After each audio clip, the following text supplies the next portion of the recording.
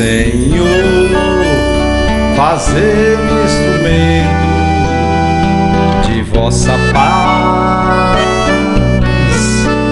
Onde houver ódio, que eu leve o amor. Onde houver ofensa, que eu leve o perdão. Onde houver discórdia, que eu leve a união. Onde houver dúvidas, que eu leve a fé. Onde houver erro, que eu leve a verdade. Onde houver desespero, que eu leve a esperança.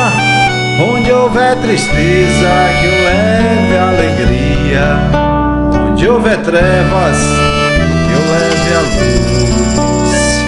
Ó Mestre, fazei que eu procure mais consolar e ser consolado, compreender e ser compreendido, amar e ser amado, pois é dando que se recebe, é perdoando que se é perdoado, e é morrendo que se vive para a vida eterna. Ó Mestre, fazei que eu procure mais consolar e ser consolado, compreender e ser compreendido, amar e ser amado, pois é dando que se recebe, é perdoando que se é perdoado, e é morrendo que se vive para a vida eterna.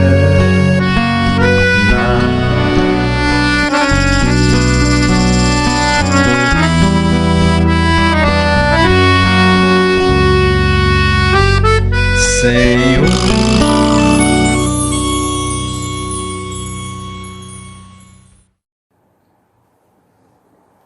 olá, queridos amigos, queridas amigas, irmãos em Cristo, que o Senhor nos abençoe, nos ilumine, nos envolva na sua proteção, na sua luz, na sua paz.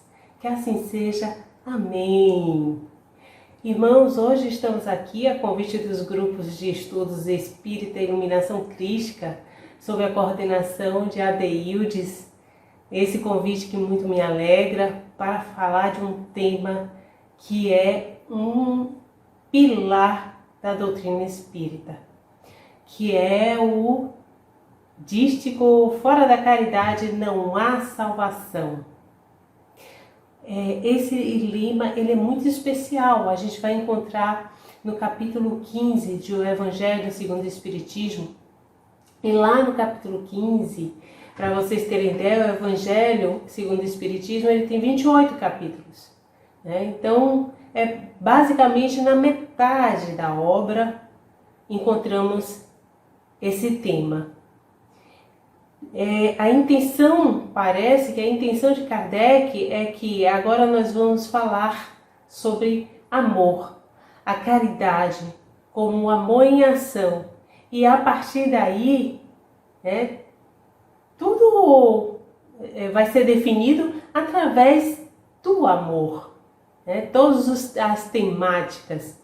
Então, o Espiritismo ele nasce em 1857, uma época em que a Europa vislumbrava o iluminismo, um movimento caracterizado pela centralidade na ciência, na racionalidade, na crítica, no questionamento filosófico, e vem com aqueles pilares da doutrina espírita, que é religião, ciência, filosofia, sendo que a religião tem aquele propósito de nos tocar no nosso íntimo, na nossa fé, no amor, a nossa ligação, a nossa conexão com o alto, com a espiritualidade. Mas o espiritismo não ficou restrito a essas características da época, do iluminismo, já que tudo tinha que ser provado através da ciência. Kardec, ele vem e traz o pilar da ciência para o Espiritismo. Entretanto, a razão não vai ser o alicerce da doutrina. O alicerce, na verdade, é a caridade, é o amor. Porque, como já dizia Chico Xavier, a verdadeira religião é o amor. Então, o Espiritismo não vai ser mais apenas uma doutrina, um movimento racionalista, um movimento do intelecto. Não. Apesar de ser pautado em tudo isso, o Espiritismo vai muito mais além, pois ele traz em si, em seu caráter central, a caridade, sem a qual a inteligência se transvia. Sabemos que o espírito ele tem duas vertentes para se desenvolver: a vertente do intelecto e a vertente da moral. No Livro dos Espíritos, a pleiade de espíritos da verdade, eles vêm e nos deixam isso muito claro, nos elucidam que nosso desenvolvimento ele se dá através desses dois braços, intelecto e moralidade, e moral. Então, de que adiantaria um cérebro iluminado, um cérebro cheio de informações, de conteúdo, sem a luz do coração? Aquela luz que realmente orienta a inteligência a agir no bem. Sabemos que muitos foram aqueles espíritos que se desenvolveram no intelecto e a falta de terem se desenvolvido, como eles não se desenvolveram pelo moral, o braço da moralidade. Então, o que é que ocorre? O que é que ocorreu? Até nós temos o exemplo de Hitler. Esse espírito vai utilizar dos seus conhecimentos para fazer o mal. Então, fundamental que nos pautemos pela luz do amor, pela luz do nosso coração. Não adianta só ter bom senso, seguir lógica, é necessário que nós saibamos agir iluminados pela luz do amor, porque Deus é amor. E essa luz, ou seja, o divino que há em nós, que nós precisamos fazer brilhar, como dizia Jesus, que brilhe a vossa luz. É Deus agindo em nós, Deus se revelando através de nós. E para iniciar a nossa pauta desta noite, nesse tema que é extremamente importante, eu separei a Epístola de Paulo, primeira carta aos Coríntios. Vamos aproveitar esse momento de conexão e de desenvolvimento dos ensinos do Evangelho, das lições, para realmente fazer essa ligação com o alto, com o divino.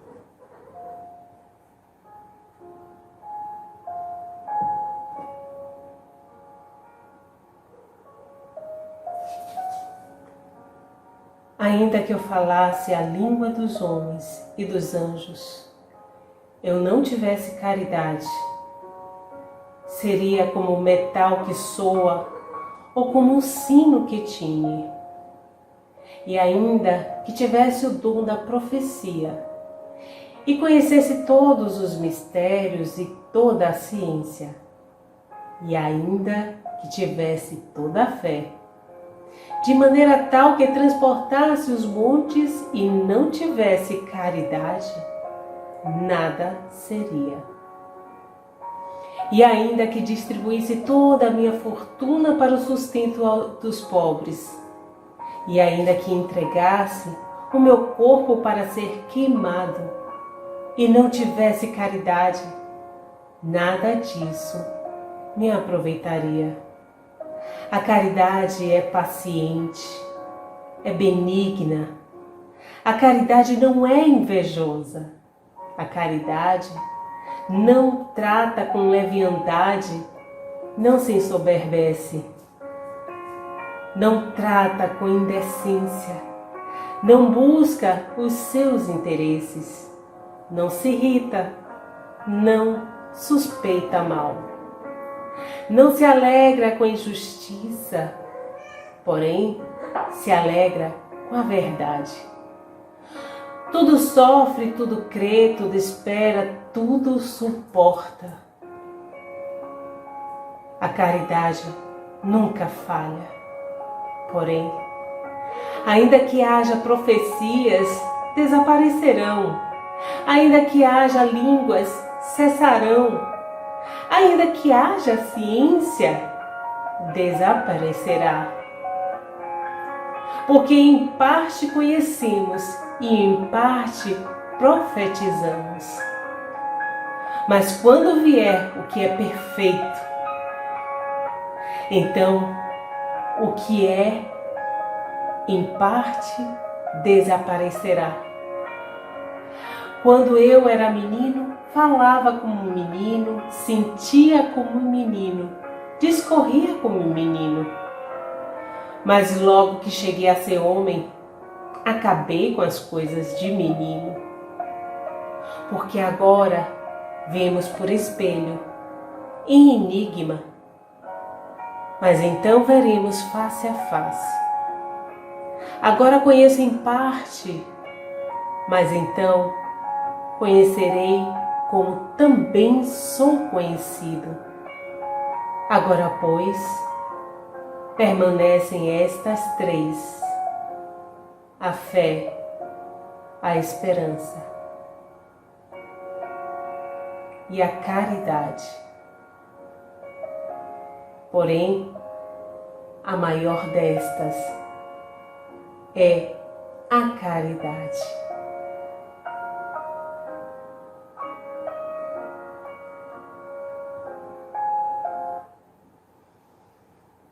Lindo, não é, meus amigos? E o que seria essa caridade que o apóstolo Paulo tão profundamente nos toca em suas palavras? Se nós observarmos a filosofia de vida das pessoas ao nosso redor, será fácil a gente distinguir, a gente perceber quem é aquela pessoa materialista e egoísta. Geralmente a gente ouve aquela frase: eu faço o que quero e pronto. E aí se revela que a pessoa não tem nenhum respeito pelo seu semelhante. Porque ela olha somente para si, para o que ela quer. E às vezes até pode olhar para o outro. Portanto, que ela veja alguma forma de obter vantagem. Então, a pessoa materialista e egoísta, ela age assim. Ela só pensa em si. Ela não pensa no outro. Outras também dizem: não faço aos outros o que eu não quero que façam a mim. Aí a gente já vê o que é um indivíduo um pouquinho mais evoluído, né? Porque eu não vou fazer um mal ao outro porque eu não quero que façam mal a mim. Essa é a filosofia da pessoa comum, da pessoa mediana em estatura de evolução espiritual. Nela já há um certo respeito pelos semelhantes, um pequeno senso de justiça. Eu não faço mal aos outros porque eu não quero que me façam mal. Mas quando a gente examina a questão 642 de O Livro dos Espíritos, Kardec ele pergunta: será suficiente não se fazer o mal para ser agradável a Deus e assegurar uma situação futura? Será que basta que nós não façamos o mal a outrem? E aí tá tudo bem? E os espíritos respondem para Kardec: não, é preciso fazer o bem, no limite das próprias forças, pois cada um responderá por todo o mal que tiver ocorrido por causa do bem que deixou de fazer. Então não basta não fazer o mal, é necessário uma ação no bem. O bem, ele é proativo, ele exige de nós uma ação, um fazer, e não uma omissão. Então, aquele que inclusive não está fazendo o bem, também não está fazendo mal e acha que já é grande coisa, ele responde por aquele bem que ele poderia estar fazendo e não está fazendo. As consequências, se eu poderia estar ajudando alguém, mas não a ajudo, não a auxilio, e a situação daquela pessoa tende a se complicar, eu respondo também pelo mal que aquela pessoa está sofrendo, em virtude da minha omissão. Já o lema faço aos outros o que quero que façam a mim, é uma filosofia da pessoa caridosa. Porque nela há não só o respeito para com o semelhante, mas também uma disposição íntima em ser benevolente, que leva a servir ao outro em puro sentimento de solidariedade. Então, aquilo que eu gostaria que fizessem comigo, eu vou lá e faço ao outro. Se eu acredito que uma determinada atitude em relação à minha pessoa vai me deixar feliz, então eu repasso essa ação para outra pessoa. Aquele bem que me fazem, eu internalizo que eu devo praticar com os outros também. Essa é a grande lição do nosso Mestre Jesus, dentre tantas que ele nos legou, nos ensinou. Jesus, ele diz: tudo o que quereis que os homens vos façam, fazei-o vós a eles. A gente vai encontrar essa citação lá no Evangelho de Mateus. Então, meus amigos, é um princípio simples, nobre, é seguro, que deve nortear as nossas ações. Tudo o que quereis que os homens vos façam, fazei-o a vós, fazei-o vós a eles também. Então a caridade é a efetiva expressão do amor pelo próximo. É o amor em ação. Uma vez me questionaram essa carta, esse trecho da carta aos Coríntios, do apóstolo Paulo. Karina, porque em algumas Bíblias a gente vai encontrar a versão da carta se referindo ao amor e em outras versões se referindo à caridade. Caridade e amor é a mesma coisa? Parece, mas não é. O amor é o sentimento. O amor é o sentimento. A caridade é a ação. Então a caridade, a gente vê o amor,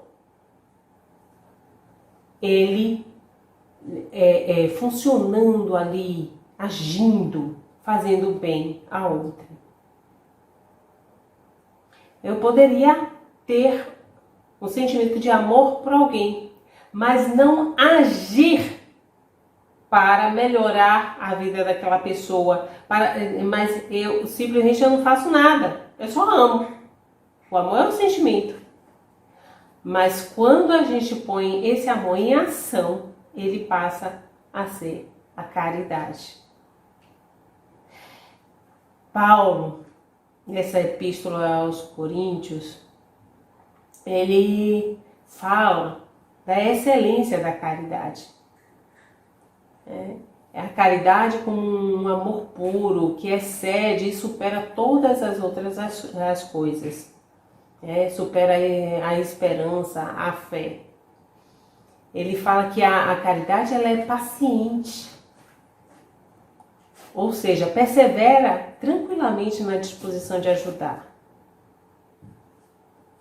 A caridade ela é benigna, ela só faz o bem.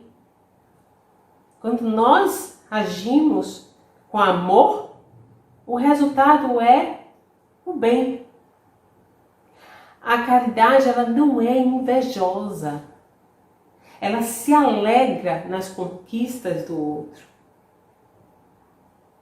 E uma vez eu vi uma palestra de Rossando Kinchen e ele fala a respeito da inveja. Eu achei muito interessante aquele sentimento de culpa e me identifiquei muito com o que ele contou. Ele dizendo que o vizinho chegou com um carro novo, importado, lindo, todo maravilhoso, e ele, nossa, eu queria um carro desse também. E começou a ficar angustiado, fazendo cálculos, como que ele poderia adquirir aquele carro e tudo. E aquilo foi deixando ele mal, porque queria ter um carro como aquele. E ele, quando se deu conta que o sentimento que estava colocando ali em ação, todo aquele potencial dele, fazer os cálculos do salário, juntar e tudo, quanto que ele poderia tirar de aplicação para comprar o carro, era simplesmente movido ao sentimento de inveja. Então, aí ele foi falar com a esposa, angustiado, porque se deu conta do que estava passando. E eu me lembrei que em vários momentos da minha vida, eu via alguém conquistando algo e eu ficava, nossa, porque aquela pessoa é um profissional que está ganhando super bem na minha área e eu não. Porque fulana se casou e eu até agora não me casei. Porque fulana já se mudou, está com um apartamento lindo. E essas comparações, a gente tende muito a fazer essas comparações com o outro.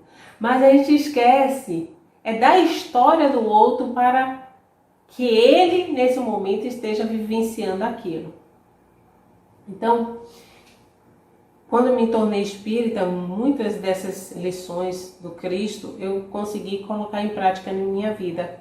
E eu comecei a perceber que quando eu via que alguém tinha conquistado algo que realmente eu gostaria muito de ter, eu parava e pensava,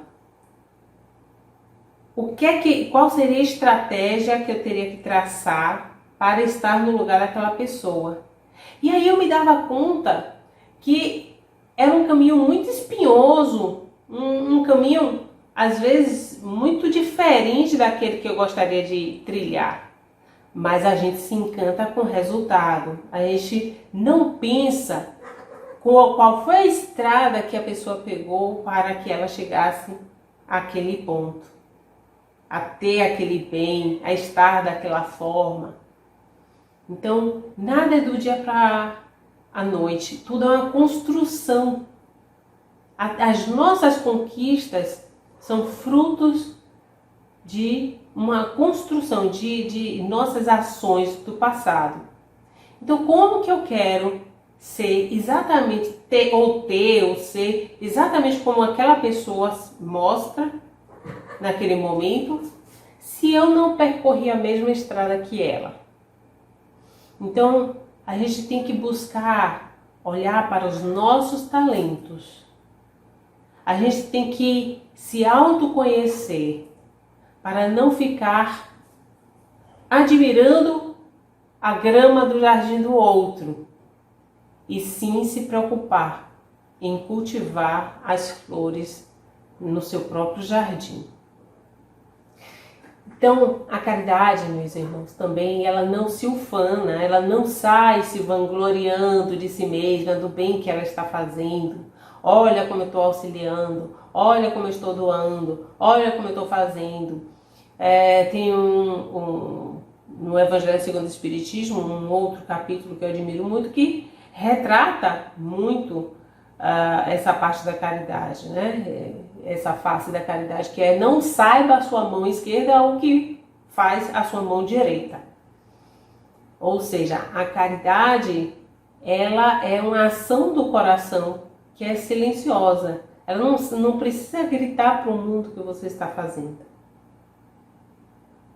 E nem muito menos jogar na cara do outro, né? Olha, tá vendo? Eu te ajudei. Você bem que poderia fazer isso para mim, barganhar. Não.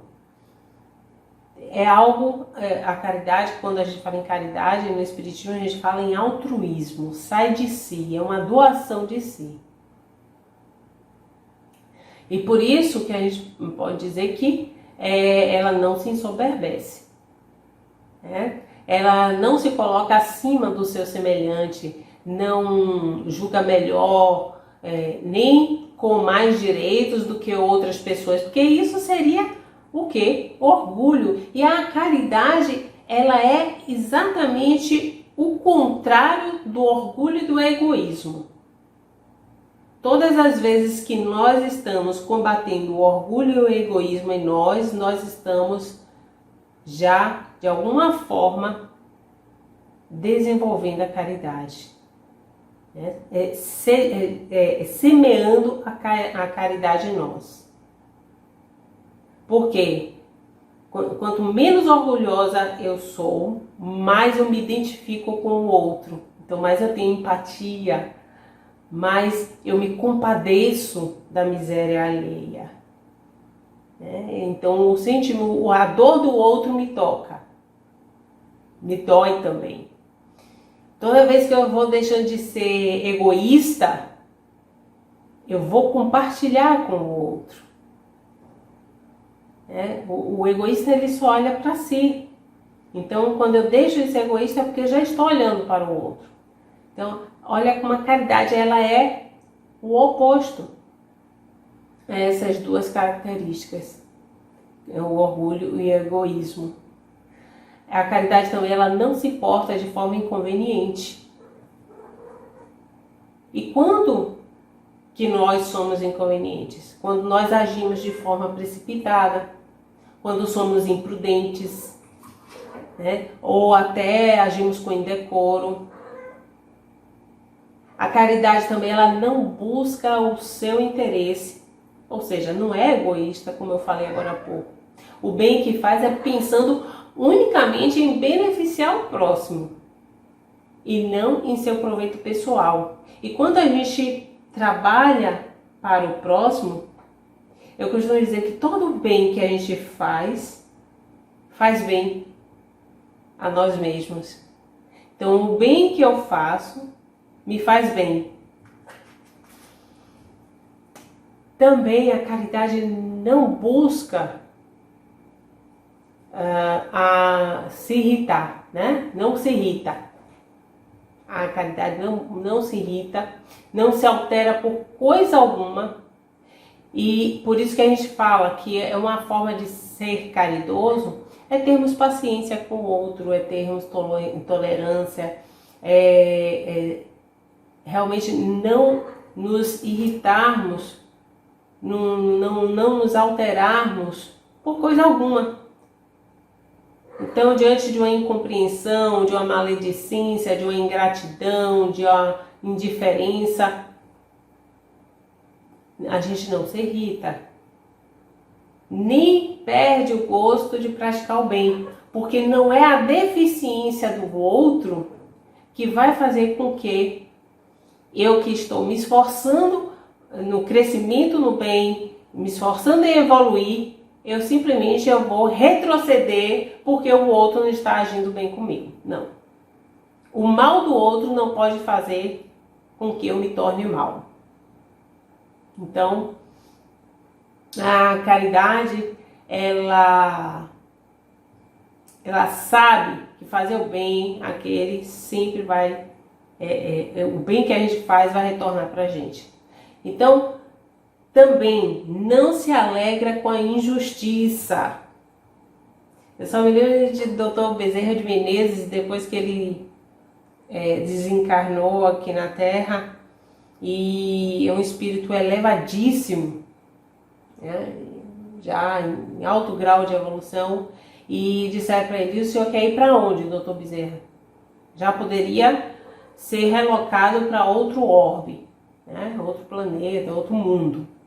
E o doutor Bezerra de Menezes falou: enquanto houver uma alma em sofrimento aqui na Terra, eu quero ficar por aqui. Então, isso é caridade. Enquanto houver alguém sofrendo uma injustiça, eu quero lutar por essa pessoa. Porque enquanto há injustiça, não há paz, não há felicidade para aquela pessoa ou para toda a humanidade. Porque enquanto há uma pessoa em sofrimento, eu sofro também. Esse é o mundo que vivemos, né? Deus, ele, quando faz o sol brilhar, ele faz o sol brilhar para todos, para os bons, para os maus, né? Ele não faz distinção dos seus filhos. Ele simplesmente está ali. Então, a caridade também, ela não suspeita mal.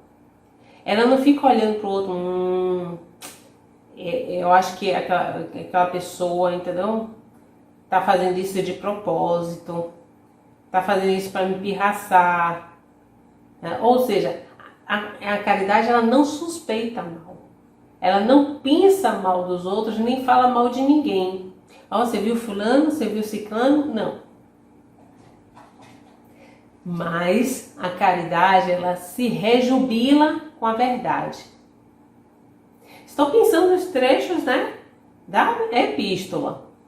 A caridade, ela se rejubila na verdade, com a verdade. Porque a verdade é a pedra de toque de todas as realizações e o bem básico para todas as criaturas aqui na Terra. Isso são palavras do Mestre, quando ele diz: seja o vosso falar, sim, sim, não, não. Ou é verdade ou não é. A caridade, ela tem aquele trecho que ela diz assim: tudo sofre. Como assim tudo sofre? A pessoa que é caridosa, ela recebe o mal, mas esse mal tem aquela repercussão de sofrimento em si, né? Então, se alguém me magoa, eu recebo o mal, mas eu não revido. Eu perdoo, eu desculpo. Então, tudo sofro. Eu tudo sofro, porque eu sou um saco de pancadas, é assim que a gente fala? Eu sou um saco de pancadas. Porque a pessoa, ela vem, me faz mal, mas eu não revido. Eu perdoo, eu desculpo. Sempre, né? Então, esse é o maior exemplo que o Mestre nos deu. A gente vai ver em várias situações no Evangelho se referindo ao perdão. E o ápice que eu acho para mim é justamente na crucificação, quando Jesus fala: Pai, perdoa-os, eles não sabem o que fazem, se referindo a nós, à humanidade. Então, como que aquela pessoa que foi crucificada a nosso pedido, porque nós estávamos lá na multidão gritando: crucifica-o, crucifica-o, a humanidade daquela época, muitos espíritos estão reencarnando até hoje que também são daquela época. Nós somos descendentes daqueles que mandaram crucificar, né? Se nós não formos os reencarnantes daquela época, nós somos descendentes deles.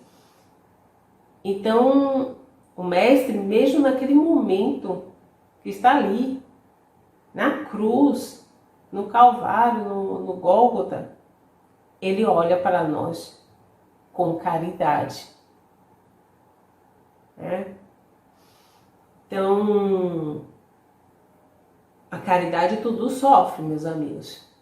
Ela faz com que nós recebamos o mal, mas a gente não retribua. A gente acaba não retribuindo.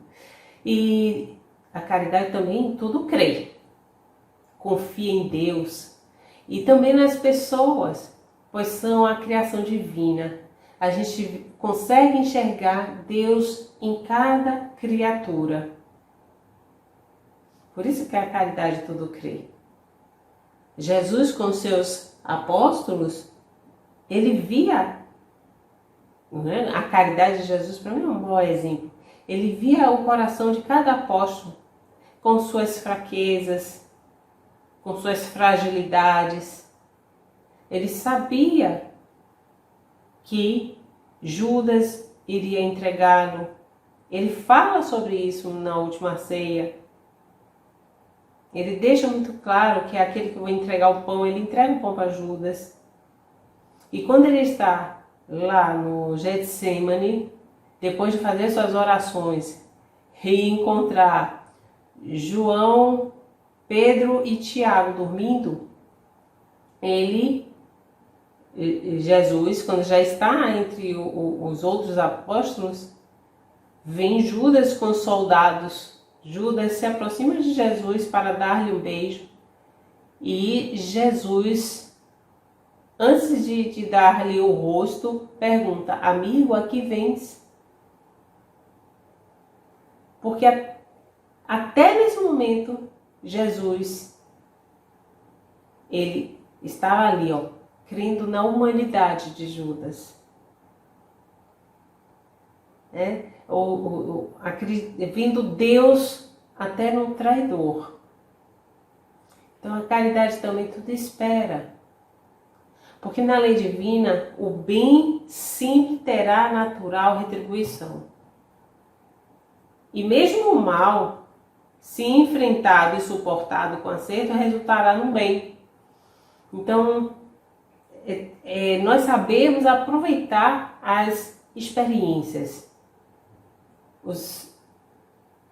tudo que ocorre conosco para a nossa evolução, em detrimento de evoluirmos, observarmos, aprendermos com as lições da vida. A caridade, ela tudo suporta, ela aguenta as dificuldades, as dores, faz com que aceitemos os encargos, as responsabilidades, mantém as nossas tarefas, os nossos serviços. Por quê? Porque Deus não dá um fardo maior do que a carga que podemos aguentar. Então a caridade tudo suporta. Eu trago esse lema para o meu dia a dia. Quando eu tenho um dia difícil no trabalho, e eu começo a me aborrecer, eu paro e penso: não, eu posso fazer isso. Se eu não pudesse, não teria vindo até mim. Não tinha parado na minha mão. Bora que eu dou conta. Então, e eu faço isso um lema de vida. Porque realmente estamos trabalhando. Eu não sou uma pessoa caridosa ainda não, tá, gente? Eu estou me trabalhando para isso. Tudo depende do nosso esforço. O verdadeiro espírita não é aquele que já evoluiu, não. É aquele que está constantemente lutando para se melhorar. Então, lembremos que aquele que perseverar até o fim será salvo. E essa salvação, o que é essa salvação? É porque estamos perdidos? Não, aquele que perseverar, ele alcançará a vitória, alcançará uma situação melhor, ele atingirá a conquista que lhe vai lhe alegrar o coração.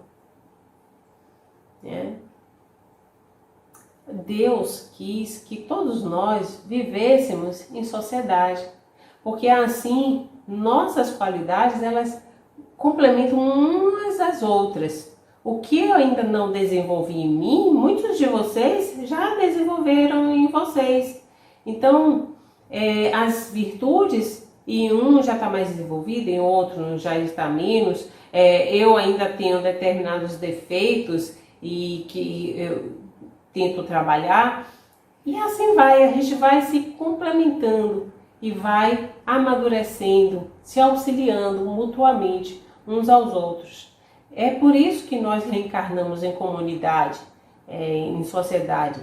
Eu costumo sempre brincar, né? Deus, por ele, tinha colocado a gente, uma pessoa em cada planeta, em cada sistema solar aí, pra gente viver, porque o que não falta é planeta, estrela nesse mundo, né?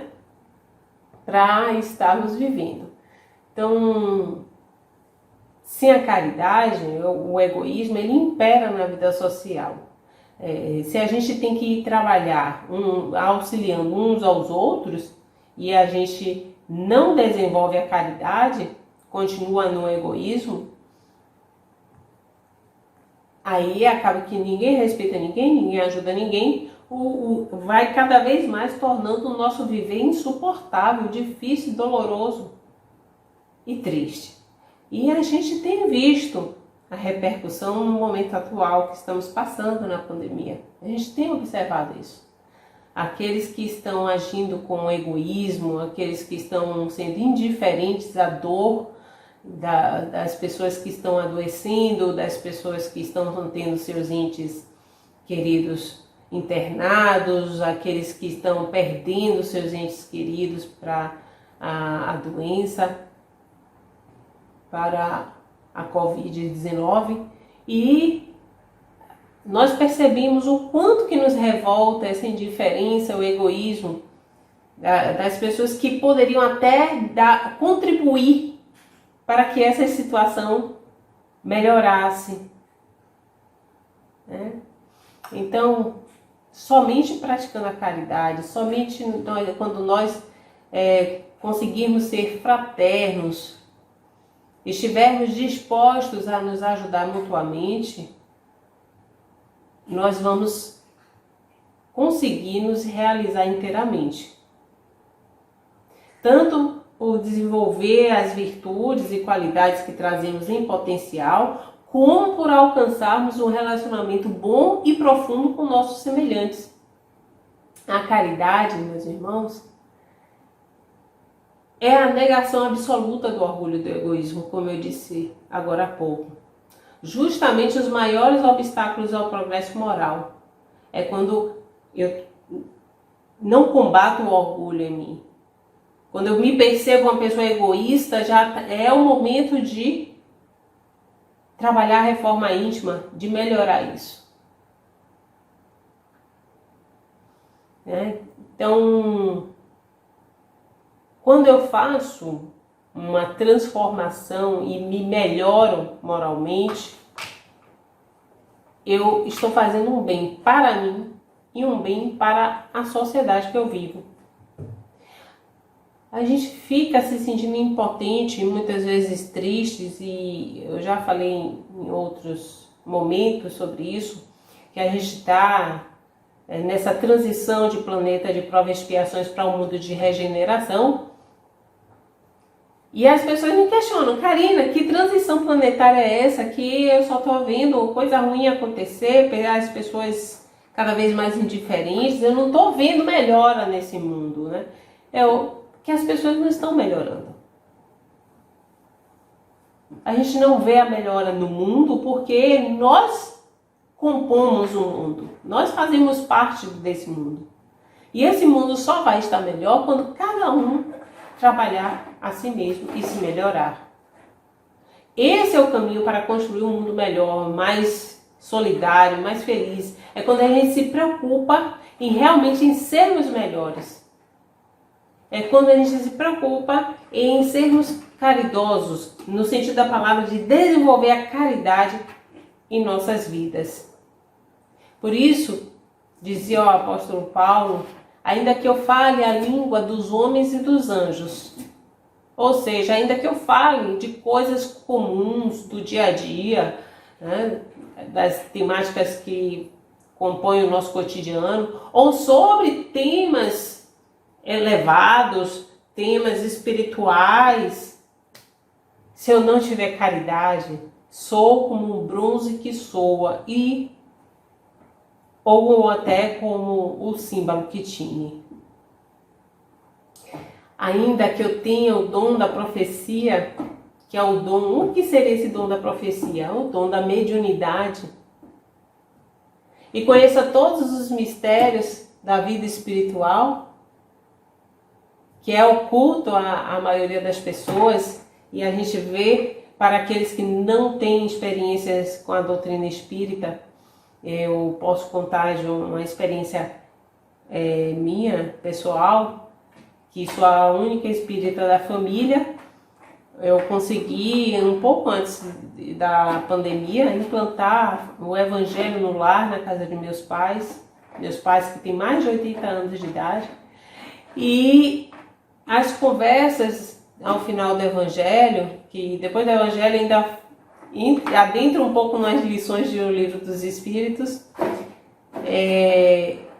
eles me confessam sempre: nossa, eu não tinha ideia o quanto que essa doutrina era esclarecedora, o quanto que essa doutrina ela nos faz, amplia o nosso entendimento de nós mesmos, né? Então isso tem muito a ver com autoconhecimento e desmistifica muita coisa. Eles não sabiam que a mediunidade era algo tão comum, que eu achava que mediunidade era algo específico das pessoas que tem que ir para religiões para receber entidades. Nem sempre é isso.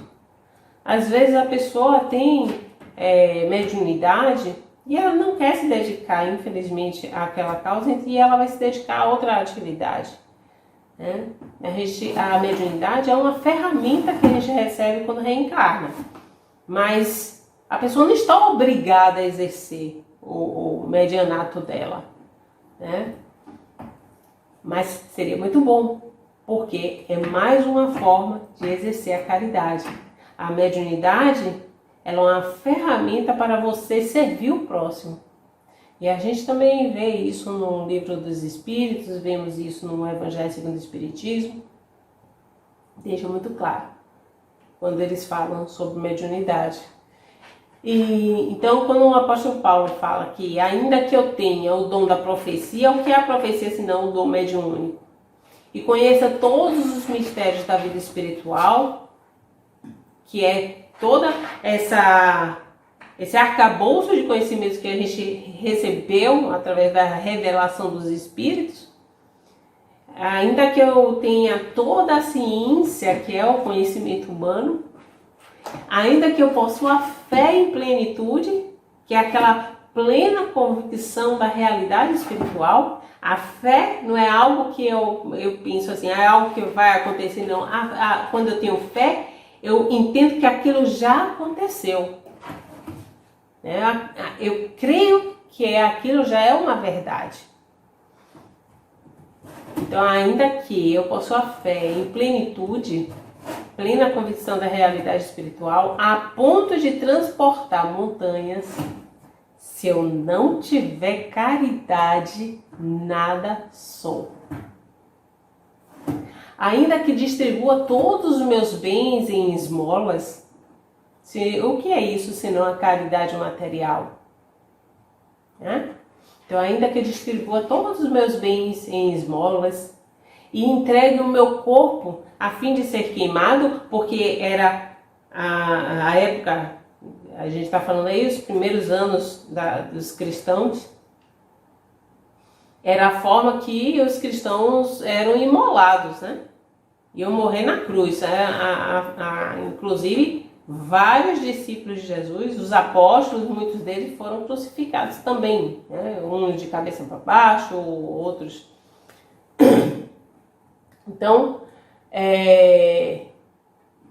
ainda que eu distribua todos os meus bens em esmolas e entregue o meu corpo a fim de ser queimado, que é dar um testemunho público de fé, que é ser imolado, né? Os mártires do cristianismo aconteceu muito isso. Se eu não tiver caridade, nada me aproveita.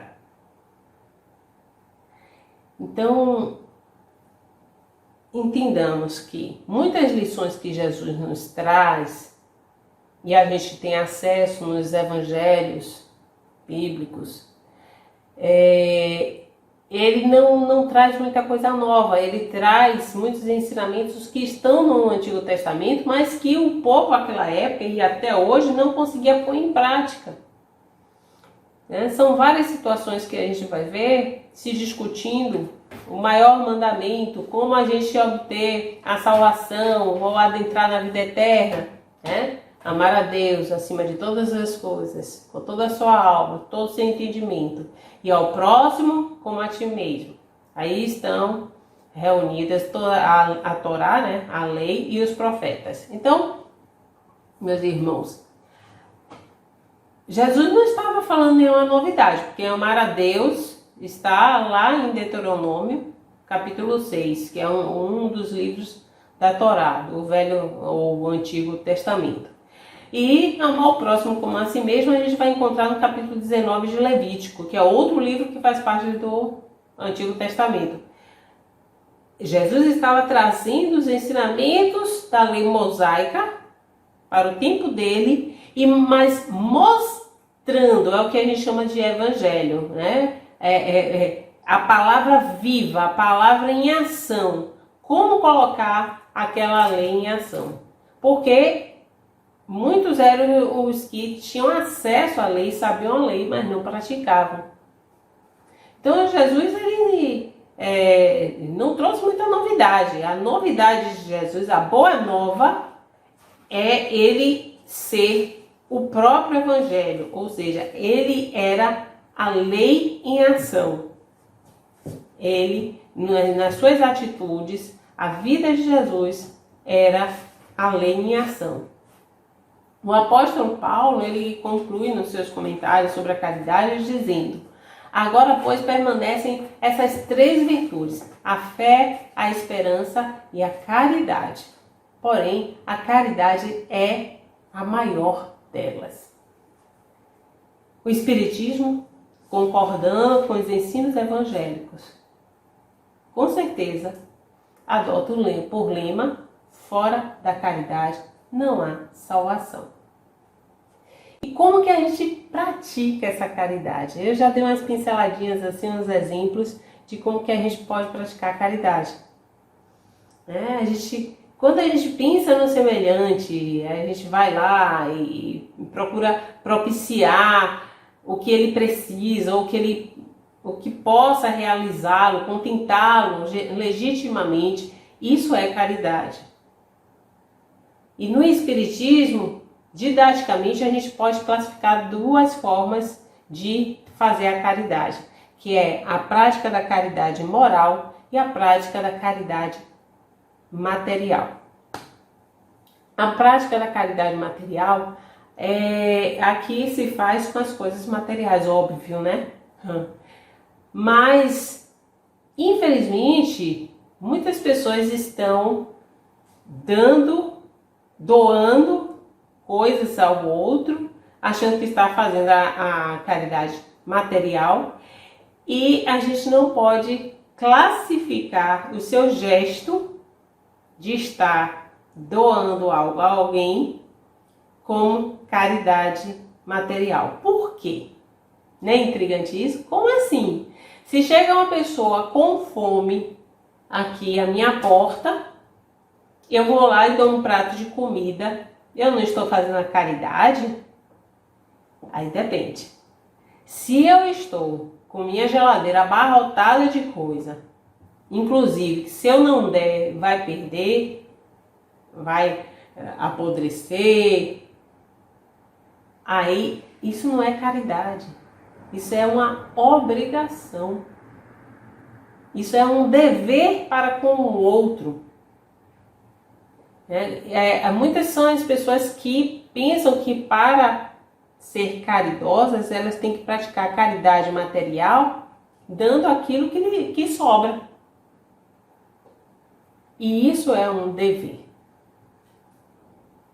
A verdadeira caridade é aquela que a gente muitas vezes nem tem para dar, mas se desdobra. Ou é só aquilo que eu tenho, mas é isso que eu tenho, é isso que eu dou. E eu dou sem visar qualquer tipo de interesse. Porque se eu quiser que a pessoa faça algo em troca, isso é uma barganha, né? E não é caridade.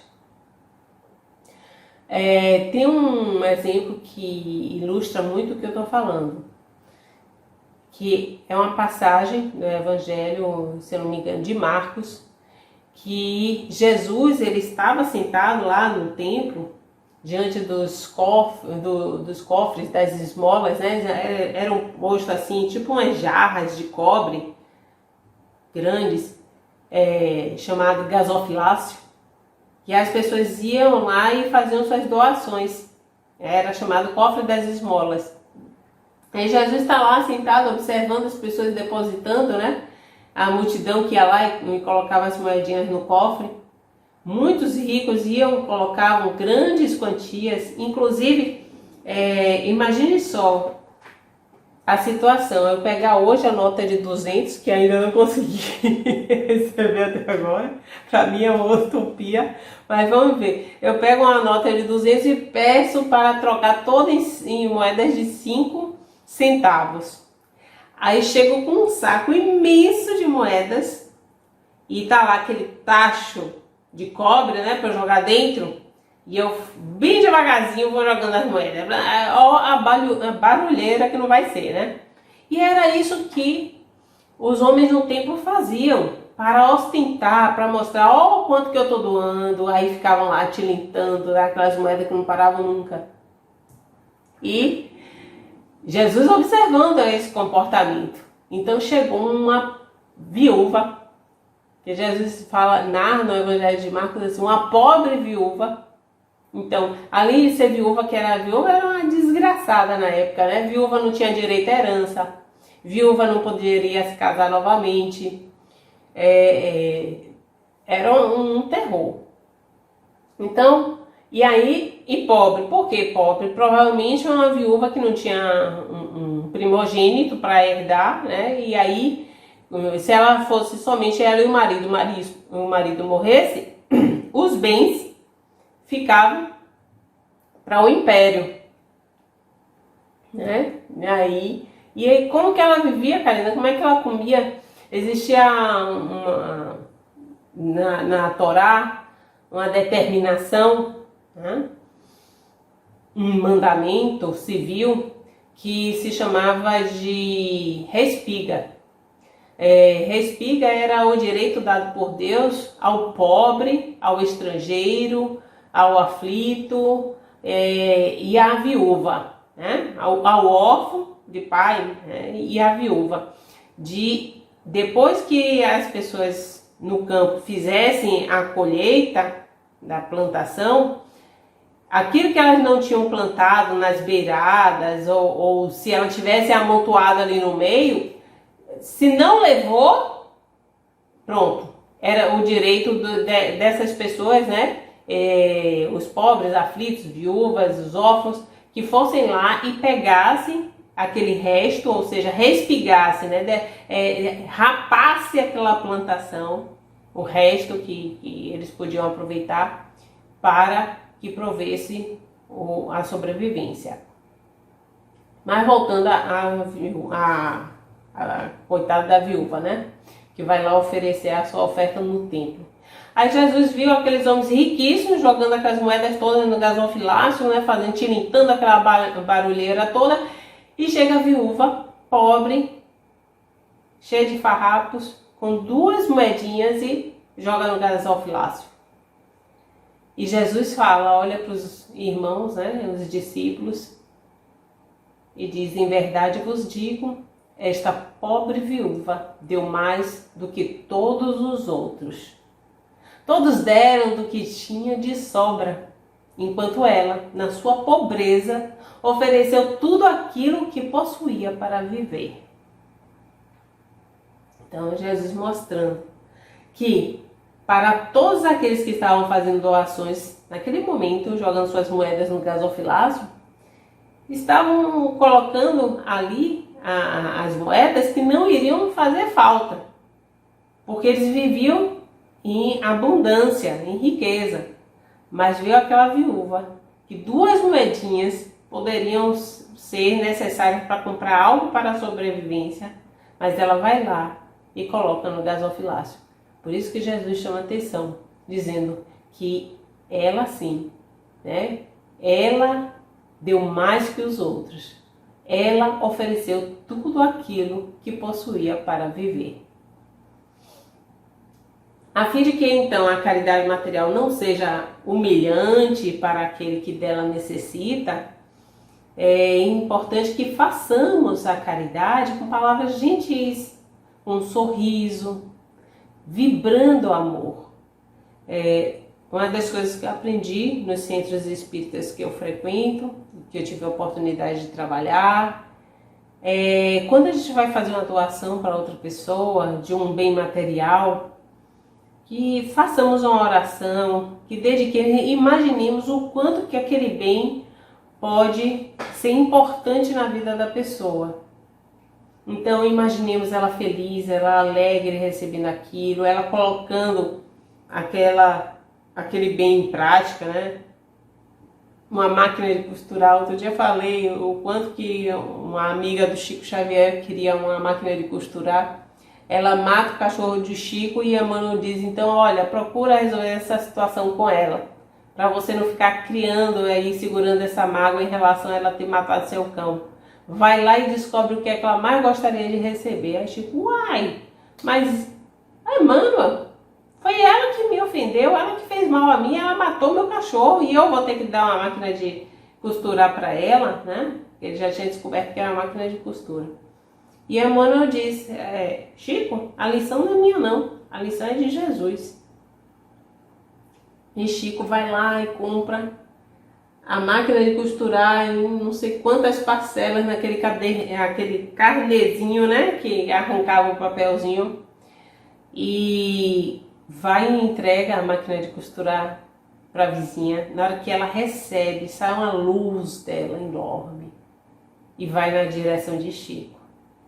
Então, aquela velha história que o bem, ele não só faz bem ao outrem, mas principalmente aquele que está praticando o bem. Então, sejamos humildes e tenhamos cuidado para não humilhar o outro. E pratiquemos a caridade material com alegria no coração, com amorosidade. Se possível, façamos com que a pessoa se sinta produzindo algo em troca, né? Se sinta útil, se sinta valorizada por estar fazendo aquilo, recebendo aquela doação, para que dessa forma seja preservada a dignidade desse irmão ou dessa irmã. E, por fim, meus amigos, o mais importante para nós espíritos, não espíritas, espíritos que somos, é a caridade moral. Lembra que eu falei que o espírito ele evolui, ele se desenvolve em dois braços, que é a vertente do intelecto e a vertente da moral. A caridade moral, ela é extremamente importante para que nós desenvolvamos essa vertente moral do espírito. Então todas as pessoas podem praticar a caridade moral, porque a caridade moral é uma doação de si mesmo. Quando eu dou o meu tempo àquela pessoa, aquele projeto social, quando eu dou o meu tempo para desenvolver um trabalho no meu... quer dizer que no meu trabalho, que eu sou remunerada, estou lá trabalhando no dia a dia, estou praticando a caridade, tá. Mas se você se empenhar em dar o melhor de si naquilo que você faz, sim, você está fazendo a caridade moral. Porque todo o trabalho que nós nos dedicamos, todo trabalho digno, ele está beneficiando várias pessoas. Não só aquele que está sendo assalariado. Aquela função que a gente exerce está beneficiando certamente muitas pessoas. Então eu pratico a caridade moral quando eu dedico meu tempo, quando eu dou da minha força, né, do trabalho, quando eu dou o meu conhecimento, uma explicação. Quando eu estou aqui fazendo uma palestra, a gente está fazendo uma caridade moral, né? Ou seja, dividindo o nosso conhecimento, dividindo um pouco das nossas aptidões, a gente dando de nós um pouco da nossa inteligência, um pouco do nosso talento, da nossa atenção. Vocês estão sendo caridosos, vocês estão tendo um tempo para assistir, um tempo para dedicando a atenção de vocês, né? Indulgentes também. Quando você é indulgente com as imperfeições alheias, você está sendo caridoso. Quando você perdoa alguém as faltas, você está sendo caridoso, né? Essa caridade moral que a gente está falando. Quando você se toca em relação à tristeza do outro e consola a pessoa, você está sendo caridoso. Ou você dá um amparo, né, psíquico àquela pessoa, você é simpático, você retribui um bom dia com um sorriso na cara, você dá uma orientação, enfim, tudo isso são pequenos gestos, são germes de amor. Quando você é simpático com alguém, quando você sai do seu prédio, você dá bom dia, e quando você retorna, você dá boa noite ao seu porteiro. Então, quando você não faz distinção de quem é aquela pessoa que você deva fazer o bem, você está agindo com caridade moral. A prática de qualquer virtude em benefício de alguém é caridade. Ela pode ser a caridade moral, ela pode ser a caridade material. No Livro dos Espíritos, na questão 886, Kardec vai perguntar qual o verdadeiro sentido da palavra caridade como entendia Jesus. E os Espíritos dizem: benevolência para com todos, indulgência com as imperfeições alheias e o perdão das ofensas. Ora, ser benevolente para com todos é exatamente o que eu acabei de falar. Você agir no bem sem fazer distinção a quem é aquela pessoa. Se ela é um trabalhador humilde, se ela é uma pessoa de um alto cargo, se ela é mulher, não importa. A gente tem que entender que ali tem um espírito que é um irmão nosso. Todos nós somos espíritos e somos filhos de Deus.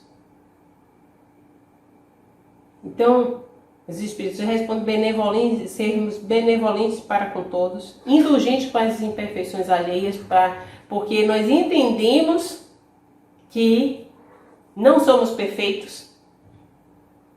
A única coisa que é diferente entre nós são justamente, como eu falei, né? Algumas pessoas já desenvolveram algumas virtudes mais do que outras, e outras têm uns defeitos e são diferentes os nossos defeitos entre uns e outros. Então, não somos perfeitos. E mesmo se nós tivéssemos atingido já o ápice da perfeição, se nós já fôssemos um espírito crístico, nem isso faria com que fizéssemos distinção. Jesus é exemplo. É o exemplo que nós sempre temos que trazer aqui. Que Jesus é o nosso modelo e guia. Jesus não fazia distinção. Jesus, ele comia com publicanos, com prostitutas, com cobradores de impostos, com pescadores. Jesus não fazia distinção. Assim também devemos agir para sermos indulgentes com as imperfeições alheias. Então, todas as vezes que você assiste o jornal e fica indignado com os horrores que você vê no jornal e começa a passar mal, lembre-se de ser indulgente. Entender que, por pior que seja aquela atitude da pessoa que está te deixando indignada, é ainda o melhor que aquela pessoa pode dar de si. E a gente não muda as pessoas.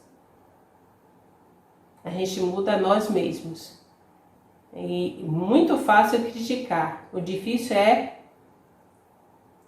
agir para que mudemos a situação. É caridade em alto grau ajudar alguém a se equilibrar. Nesse momento que estamos passando em pandemia, muitos são aqueles que estão transtornados com a situação, principalmente as medidas de restrição que estamos sofrendo.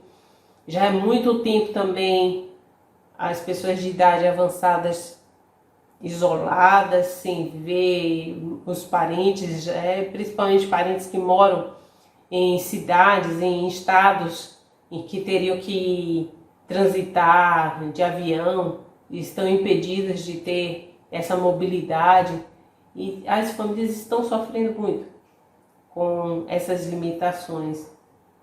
Então esse é o momento da gente buscar levar um pouco de equilíbrio, de harmonia para quem necessita.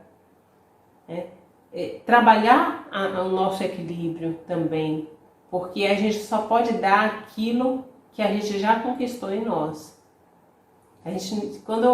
Eu não posso dar algo que não tem em mim. Então, busquemos essa paz que só pode ser construída por nós mesmos, dentro de nós. Busquemos equilíbrio, força, através da oração, da meditação. E aí sim, possamos nesse momento ver como uma oportunidade de auxiliar a quem mais precisa. Tanto ver que é o momento de auxiliarmos tanto a caridade material como a caridade moral. Estamos diante de uma conjuntura em que muitas pessoas estão passando fome, muitos estão desempregados, muitos estão sem ter oportunidade de colocar o seu comércio em atividade, principalmente os profissionais autônomos, os ambulantes, aquelas pessoas que viviam de comércio nas ruas. Eu acredito que inclusive as pessoas mais humildes nesse momento estão sendo as mais afetadas nesse panorama. Então busquemos exercer a caridade material nesse momento, não se negando a dar de comer àquele que passa fome. Busquem as instituições que vocês fazem parte, não só no Espiritismo, nos centros espíritas. Busquem suas igrejas, suas casas, seus terreiros, e vejam os trabalhos sociais que eles estão engajados e contribuam. Muitas vezes a gente não se sente à vontade de ir na rua e fazer as nossas doações àquelas pessoas que estão nas ruas, por uma questão de insegurança, de higiene, mas nós temos nos nossos centros espíritas e em outras instituições trabalhos específicos desenvolvidos na área social, e que nós podemos fazer a nossa contribuição para que as pessoas que estão na linha de frente tenham todos os instrumentos necessários para fazer o bem aos nossos irmãos mais necessitados. Façamos a caridade moral acima de tudo. Esse é o momento que nós podemos praticar com os nossos parentes, a tolerância, a paciência no dia a dia. Nunca tivemos um período que fomos tão obrigados à convivência no seio familiar como agora. Então, saibamos perdoar. As nossas diferenças são muitas. Mesmo aqueles nascidos na mesma família, antes de mais nada, a gente tem que lembrar que somos espíritos. Eu gosto muito daquele livro de Emílio de Miranda, Nossos Filhos São Espíritos. São espíritos porque todos temos uma trajetória diferente. A gente não sabe quantas encarnações aquele ser já teve, o que é que ele foi na última encarnação. E a gente traz conosco as nossas tendências do passado para a vida de agora. É por isso que os irmãos gêmeos, filhos de um casal, são criados da mesma forma, tendo as mesmas coisas, mas às vezes são temperamentos opostos, completamente diferentes. Porque são espíritos. E a gente precisa muito nesse momento lembrar da nossa essência. Que somos seres espirituais vivendo na carne e não o contrário. Eu desejo a todos muita paz, muita luz e espero sinceramente que possamos cada vez mais evoluir no bem, exercendo a caridade em toda a profundidade como o Mestre nos ensinou. Lembrando que amar é difícil, mas é necessário. Façamos o nosso melhor. Muita paz a todos, muita luz. No amor de Jesus.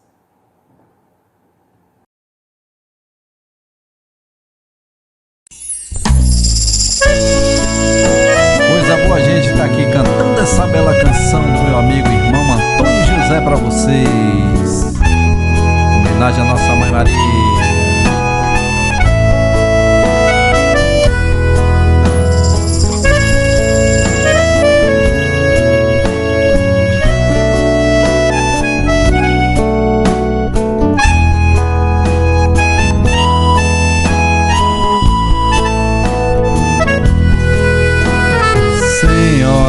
Aparecida, minha mãe querida, venho te louvar.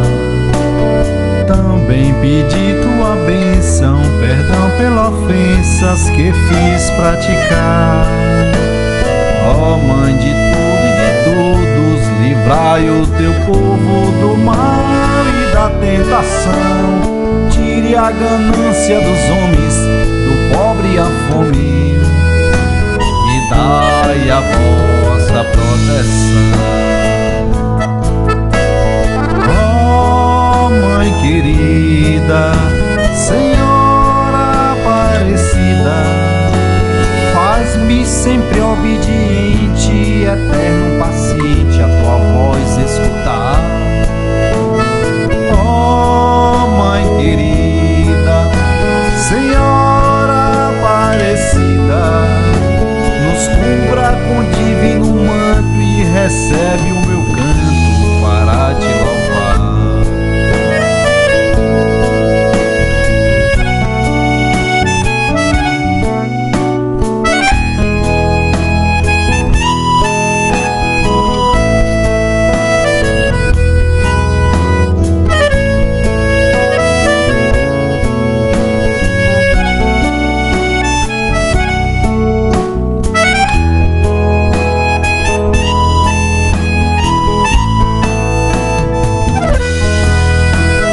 Senhora Aparecida, minha mãe querida, venho te louvar.